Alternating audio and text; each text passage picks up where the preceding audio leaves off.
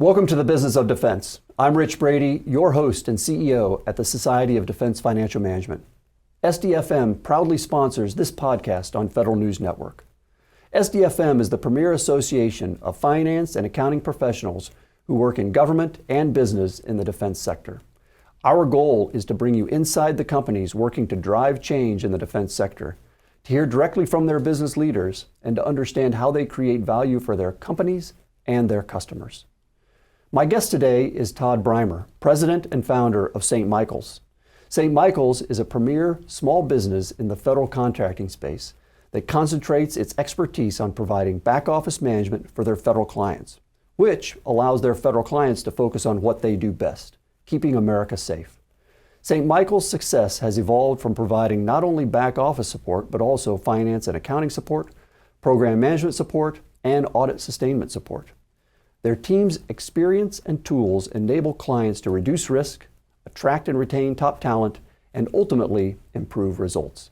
Let's dig into the why behind St. Michael's back office focus and how they've developed that expertise in the market. Todd, welcome to the show. Thank you, Rich. I'm honored to be here with SDFM and to be representing St. Michael's today. Absolutely. So let's start what I think is kind of the obvious question: back office functions. You hear that a lot in the private sector, in business, but you don't necessarily hear that a lot in government. How would you describe what are back office functions in government? I think I can illustrate it best by saying our typical client is a comptroller inside a DoD component or DHS or intelligence community. So we do a lot of budget analyst type support. We provide analytic support, and of course also the audit sustainment, as you mentioned.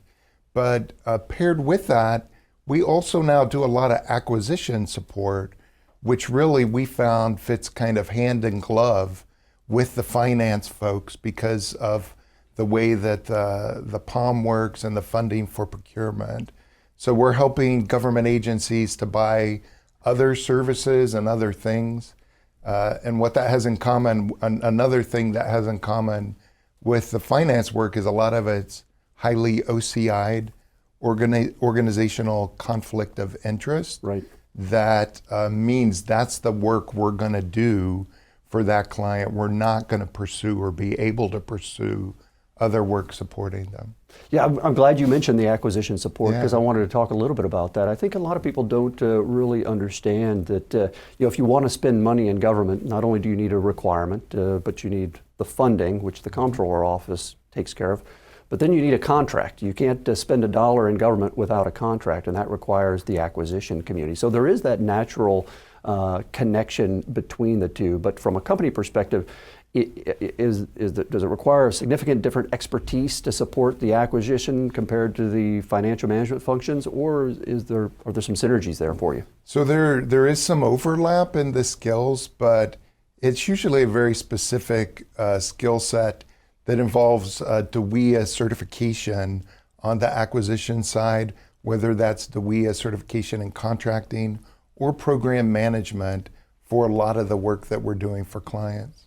And when you walk into a potential client's office, what's your 30-second pitch? How do you pitch St. Michael's?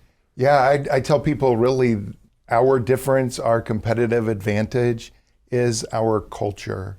So we're a people business, and we're looking for clients that need the very best people to support their mission or support as supporters their office, what they do. And so we really strive to take fantastic care of our employees, to include giving them an ownership stake in our company after 1 year. And so the client that is going to want to choose St. Michael's is going to be the client that's really involved and interested in that procurement process and is a key part of selecting who, not just the people, but really the company, the contractor company that's going to support them. And we've got a great story to tell of successes at various other clients across Department of Defense, inside of Department of Homeland Security, and also the intelligence community. Yeah, I hear that quite a bit, that companies are trying to create this unique culture. I'm curious though, how does that resonate with the government partners? In some respects, the office that you're delivering results to, they see it. But when it goes to the contracting office, to the acquisition professionals, they look at more objective criteria. So are they really able to assess your responsiveness to the customer and that unique company culture when they make these final contract awards? It's highly important to them that they get reliable, even dependable support. And it's a different world out there today, right, for hiring and recruiting and retaining. The last 4 years have changed a lot of things.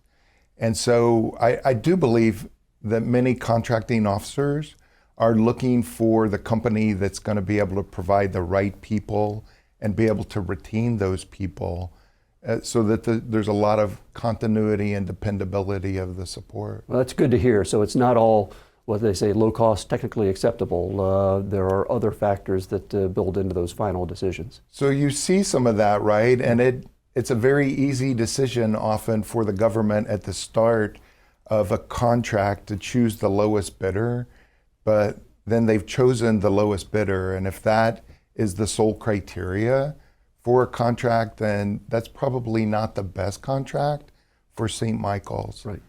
We're looking for that client, and we found clients that really see the differentiation and the way that we treat our employees, what we have to offer them, and then the benefits that brings inside of their client office. You mentioned earlier that you're an ESOP, but I think you're also a service-disabled veteran-owned small business. So can you talk a little bit about those two categories and what competitive advantage that gives you as a small business? Yeah, a great question. So my wife and I, we started St. Michael's 18 years ago, and I was the sole owner of the company for about the first 10 years. We realized quite a lot of successes, and we started thinking about, okay, where's the future going to lead us? Our children, are they going to be interested in taking over this company? Are we going to want to sell to third party? But then we found out about employee ownership, and we are completely sold on the concept of handing our company over to the people that work at St. Michael's that have helped to make us successful. So in 2016, at the end of 2016, I sold about 20% of the ownership of St. Michael's to our ESOP. So I retain around 80% now. So we're still a service-disabled veteran-owned small business based on me being the majority owner of the company. We will this year, we believe, have a second ESOP transaction. And it's too early for me to know where that's going to take us, whether it's closer to a 50-50 kind of setup, or maybe 51-49, or if we may look for our ESOP to take that big step to become the majority owner of St. Michael's. So more to follow on that. I'd be happy to come back early next year and let you know where we went with that. Yeah, we'd love to have you back and hear how this works out. I think this is the first I've heard of this type of an arrangement in the now 2 years that we've been doing this podcast. So I think it's unique in this space, what the arrangement that you have. It certainly differentiates us and the war for talent that's out there. And I recently had a chance to meet with relative new hires, a group of about 15 people that had been working at St. Michael's from 1 to 3 months. We get people into the company, get them out to the client site, and then we bring them back for a day after they've been out at the client long enough to see what's going on. And we remind them that they're working for a company that is different, that we believe is a great company that they can own someday by staying at St. Michael's and making their career with us. So as I spoke to this group of about 15 people and asked them what did they like so far, really the main two answers were the culture. I really like the camaraderie here.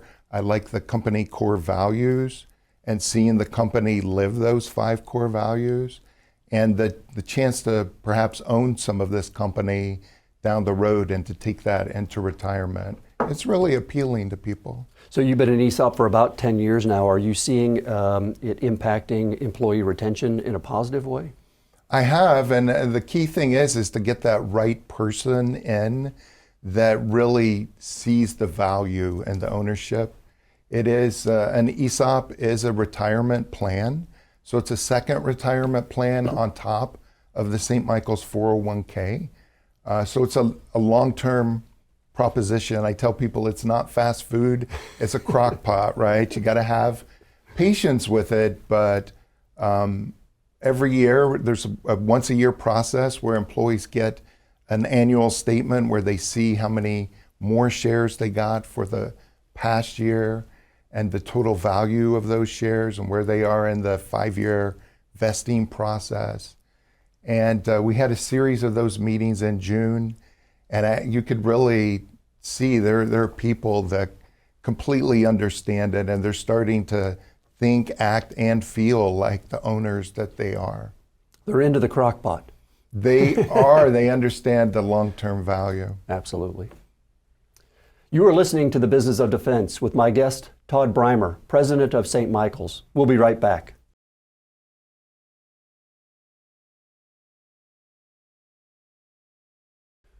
Welcome back to The Business of Defense, sponsored by the Society of Defense Financial Management on Federal News Network. I'm talking with Todd Brymer, President and founder of St. Michael's. Having performed 25 years of active and reserve service as a Special Forces officer, I can only imagine that this experience helped shape St. Michael's values and Todd's leadership style. I'm eager to rewind a bit and hear more about the beginnings of St. Michael's, when it started nearly 2 decades ago as a one-man shop. And now, quite a few years later, the lessons learned and what he sees on the horizon as opportunities in defense financial management. Todd, let's go back, if we could, to 2006 and that pivotal point when you decided to start St. Michael's with you and your wife. Can you take us back to that point, and what gaps did you see in the market or need you saw that you felt that you could fulfill? Yeah, happy to, Rich. So in 2006, I was in my 7th year at a large defense contractor. And I'd use those 7 years to learn about the business, how to win the work, how to perform the work, how billing and pricing works, and all those kind of things. And it gave me a lot of confidence to be able to go out into the marketplace. So I, forever, a long time, and I know there's people out there listening that are thinking, gosh, I should start a business someday. That was me, right? Yeah. Going further back than this. And I just didn't know when and where and what. So by 2006, I started to figure that out. And I wanted to start St. Michael's because I felt constrained. I felt being in the large company that was covering the entire waterfront of agencies and organizations, DoD components, that I didn't have the freedom to go where I thought I could best serve clients. So I put a lot of work into figuring out how to get started. I had a coworker that was instrumental in helping me to find the first opportunity. This gentleman was somebody I worked side by side with. He had retired from a very successful DoD career in financial management. And we used to commute together because we happened to be neighbors. And I talked to him about what I wanted to do, and he helped me to find that first opportunity with a key introduction, a small business that had won a nice contract, but was struggling to find the people with the right skill set and the right clearance to be able to do that work.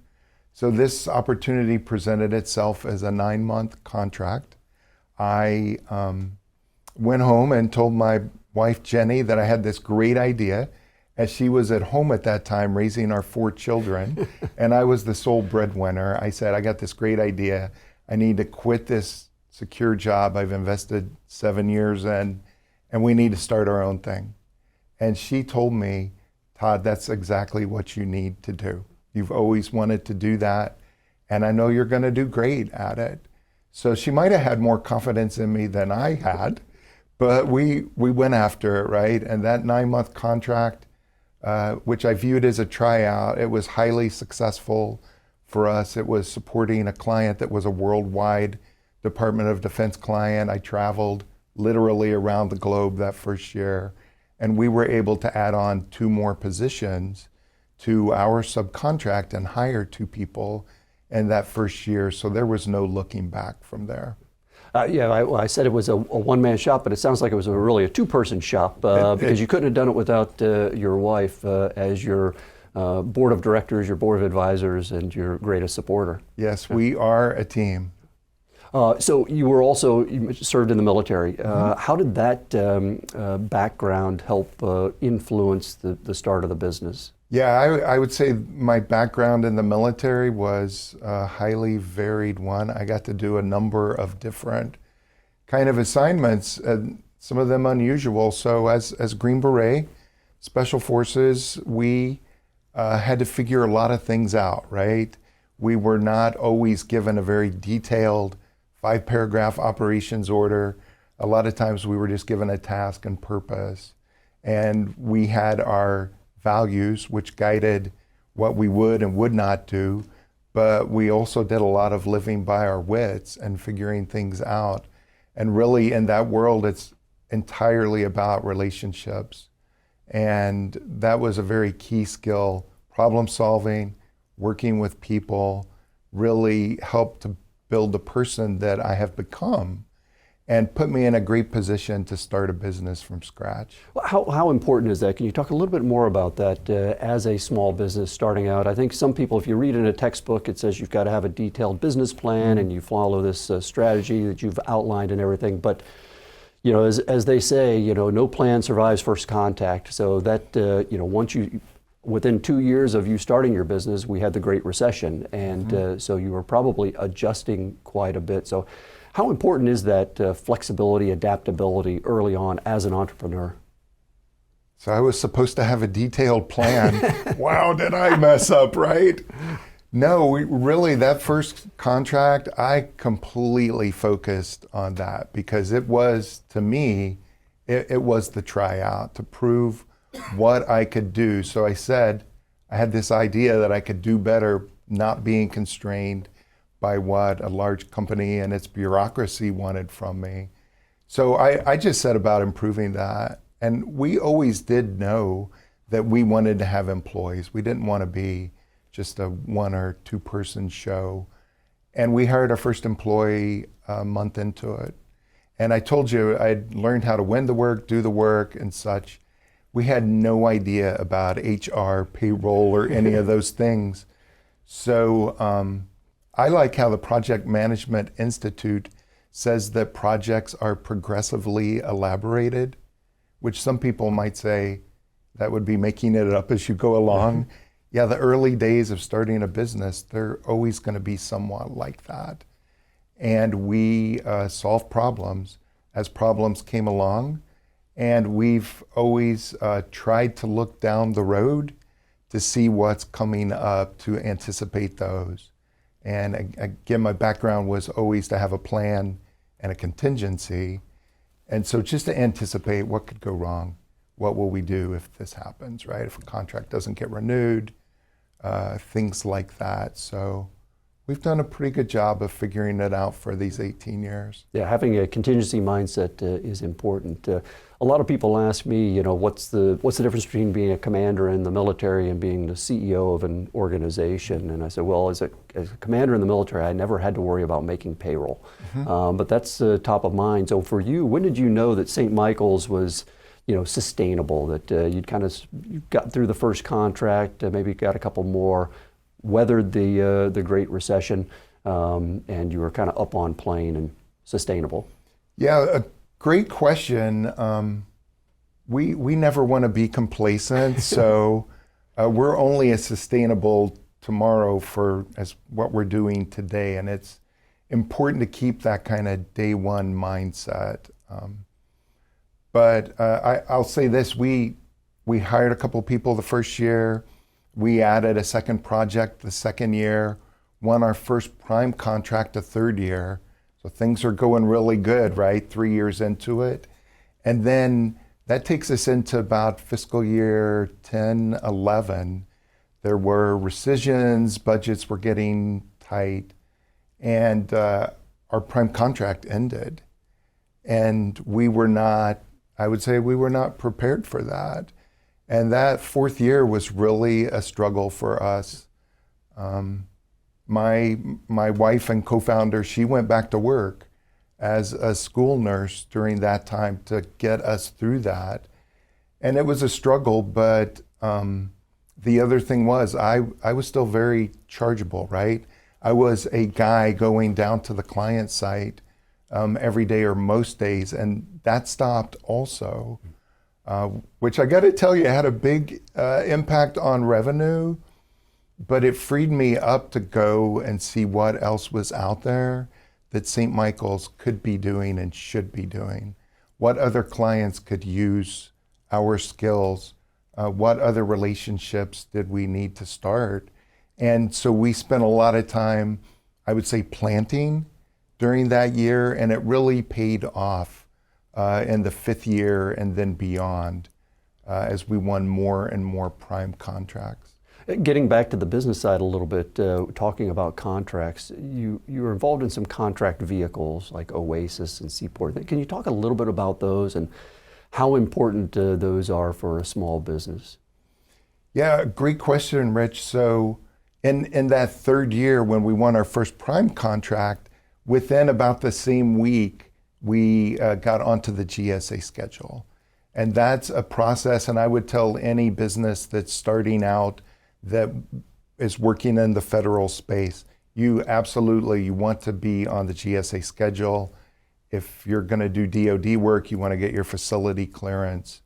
Those vehicles become very important. So we've had the GSA schedule now for 15 years.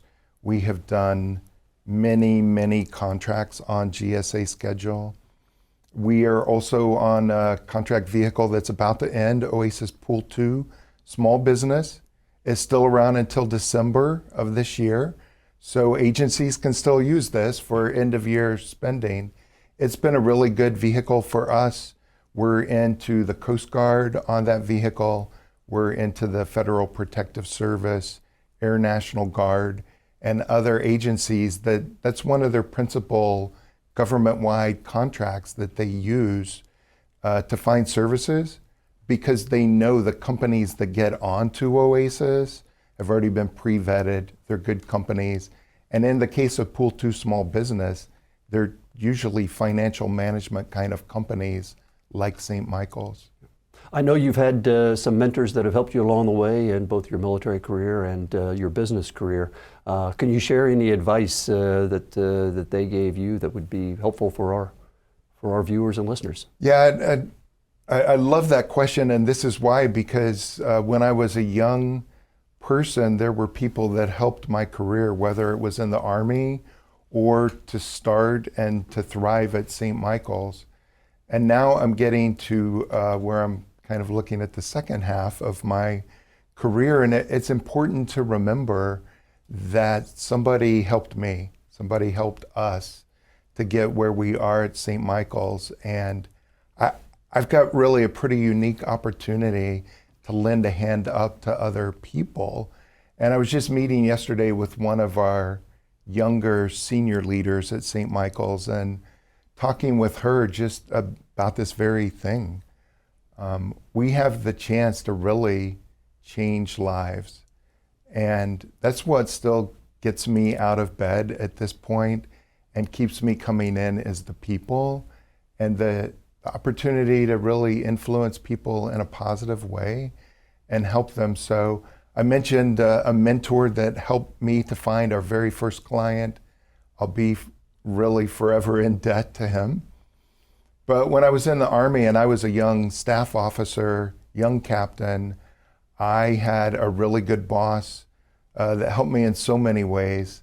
One of the ways that he really helped me that's paid off since then was he had the candor to tell me that my writing skills were not at the level that my writing skills should be. And nobody had ever told me that before.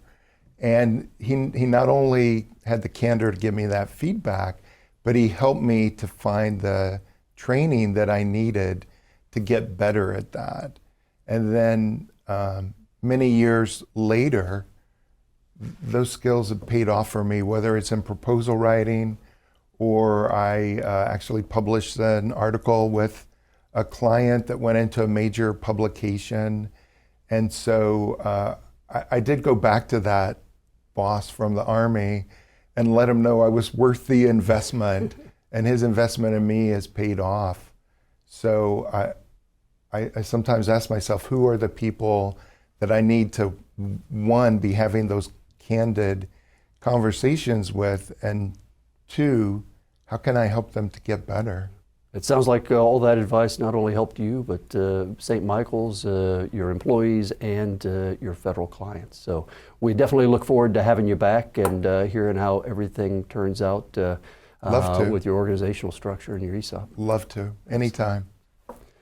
I'd like to thank today's guest, Todd Brymer, President and founder of St. Michael's, for his insight into St. Michael's business, strategy, company culture, and industry outlook, as well as how he plans to stay on top by delivering services and expertise in the back office and the front office for his federal clients. Watch the Business of Defense next month, where we bridge the gap between the boardroom and the battlefield and between the flight line and the bottom line to advance the mission of national security. Visit sdfm.org to learn more about our defense financial management community. Register for upcoming educational events, including our Data Analytics and Decision Support Virtual Conference happening Thursday, October 24th, and our Certified Defense Financial Manager Certification Program. I'm Rich Brady, CEO at the Society of Defense Financial Management. You are listening to the Federal News Network. For more on this discussion, visit federalnewsnetwork.com and search SDFM. Thank you.